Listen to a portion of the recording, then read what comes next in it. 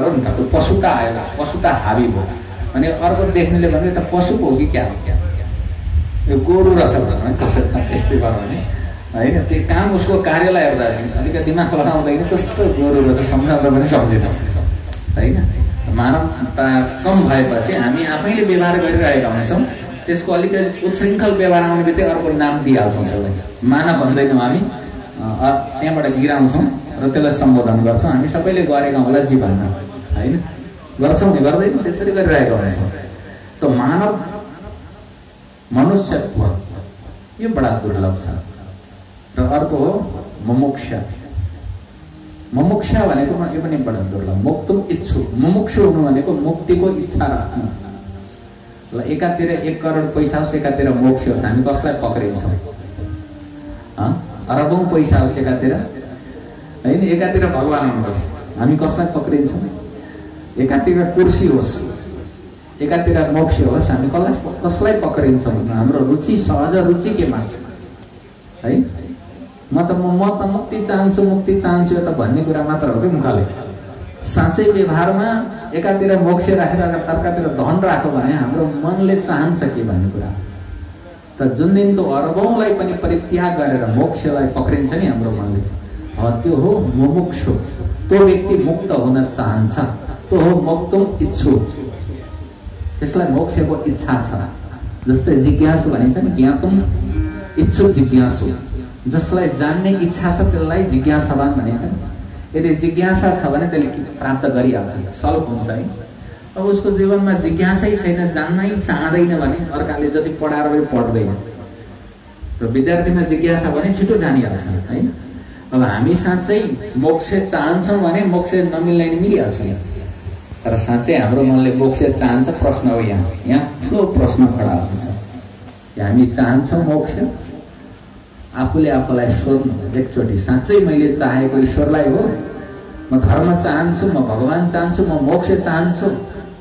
त्यहाँ मनले अब त्यहाँ बडा विचित्रका भावहरू विचारहरू प्रकट गर्छ बुद्धिले। होइन, मुमुक्षुत्व पनि बडा दुर्लभ, मोक्षको इच्छा पनि बडा दुर्लभ हो। हत्तपत्ती हुँदैन भयो, मेरो भनाइ होइन है, यो भगवत्पाद शङ्कराचार्यले भन्नुभयो होइन। शङ्कराचार्यको भनाइ हो, मेरो होइन, व्यक्तिगत होइन। र उहाँले अर्को पनि भन्नुभयो, के भन्नुभयो भन्दा महापुरुष संश्रय, महापुरुषका शरणमा जानु। म अज्ञानी छु भनेर गुरुका शरणमा जानु यो पनि बडा दुर्लभ। किनभने हाम्रो जो अहम हो नि, अहमले दिँदैन, झुक्न दिँदैन कुनै पनि हालतमा। मैले जानिनँ भन्नै दिँदैन, मलाई सबै थोक आउँछ भनिरहन्छ भित्रबाट। यो हाम्रो अहम छ। म अज्ञानी हुँ भनेर स्वीकार्दैन, मलाई थाहा छैन भन्ने है।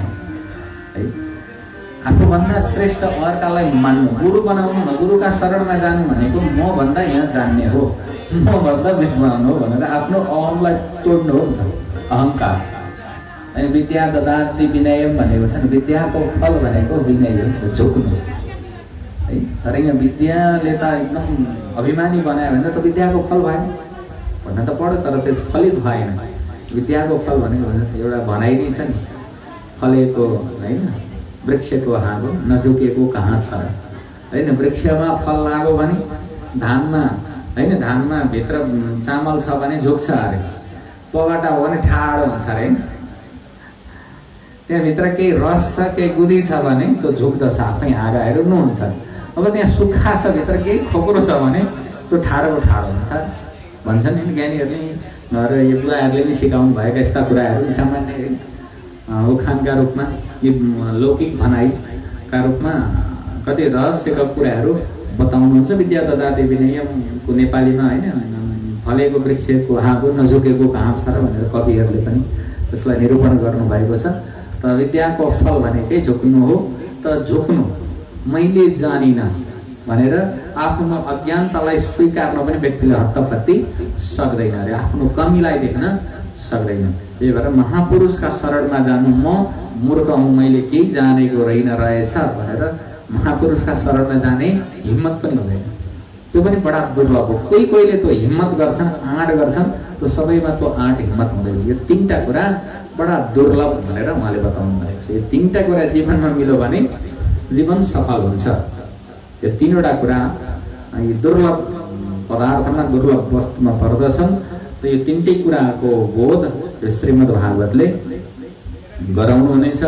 हामी सावधान भएर सुन्नेछौँ त धर्म अर्थ काम मोक्ष यो सबै पुरुषार्थ प्रदान गर्ने यो श्रीमद् भागवत जो भगवानले नै बताउनु भएको भगवत प्रोक्तम भागवतम भनेर बताइएको छ।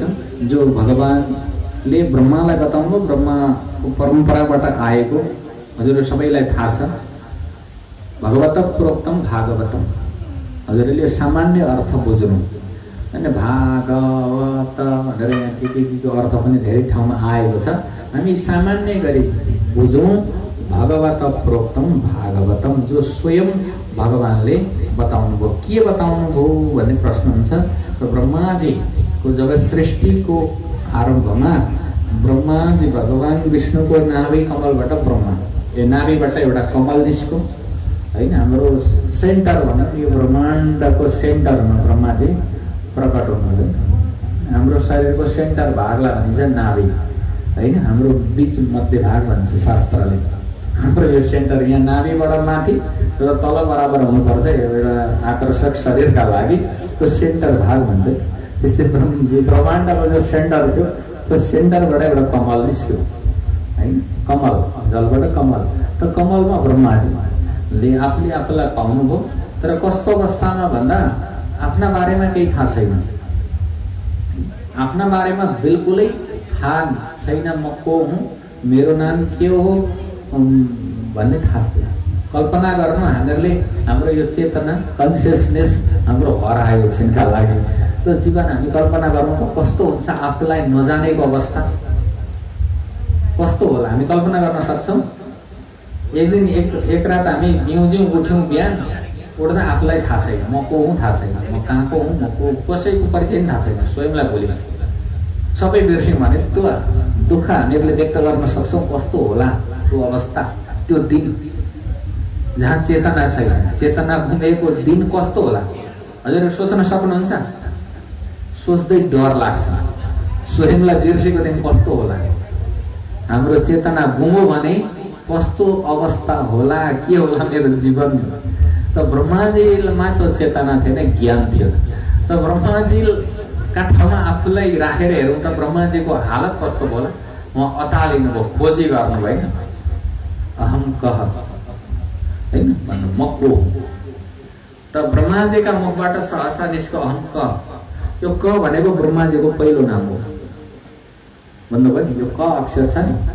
त ब्रह्माजीले खोजी गर्दा अहम क भन्नुभयो हैन। कम ब्रह्म भनिन्छ नि। हजुरले वेद पढ्नुभयो भने थाहा पाउनुहुन्छ। यो क अक्षर भनेको ब्रह्माको पहिलो नाम हो। क भनेका ब्रह्मा कैति ब्राह्मणो नाम पहिलो नाम नारायणको ब्रह्माजीको क भन्नुभयो नि। क अक्षरको अर्थ के रहेछ भन्दा ब्रह्माको पहिलो नाम हो। क उत्पन्न अहम क भन्नुभयो ब्रह्माजीले। त कबाटै नाम राखिदिनु भगवान तिम्रो नाम क कपुरी क भन्छौँ हो। त्यो क ब्रह्मा कम ब्रह्मा है आउँछ वेदमा पनि। त त्यस्ता आफ्ना भक्तलाई भगवानले जब देख्नुभयो ब्रह्माजीलाई विचलित। त ब्रह्माजी विचलित अवस्थामा भएका के गर्ने म को हुँ कहाँबाट आएको मैले गर्ने काम के हो केही थाहा नपाएका बेलामा किम कर्तव्य विमूढ भएका बेलामा भगवान नारायणले ब्रह्माजीलाई जुन ज्ञान दिनुभयो त्यो ज्ञान हो भागवत। भगवत प्रोक्तम भागवतम भन्नुभयो होइन। भगवत प्रोक्तम भागवतम जो स्वयं भगवानले जो बताउनु भयो त्यही हो भागवत। त कसलाई बताउनु भयो भन्दा ब्रह्माजीलाई। इदं भगवता पूर्वं ब्रह्मणे नाभि पंकजे स्थिताय भवभीताय कारुण्यात् सम्प्रकाशितम्।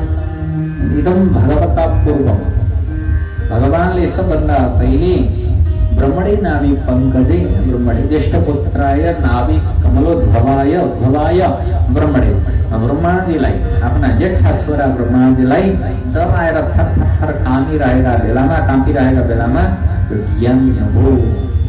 ज्ञान भनेको हेर्नु, नलेज भनेको बडा यो शक्तिशाली चिज हो होइन। ज्ञान भएपछि डर हुँदैन। निर्भय केले बनाउँछ भन्दा ज्ञानले बनाउँछ।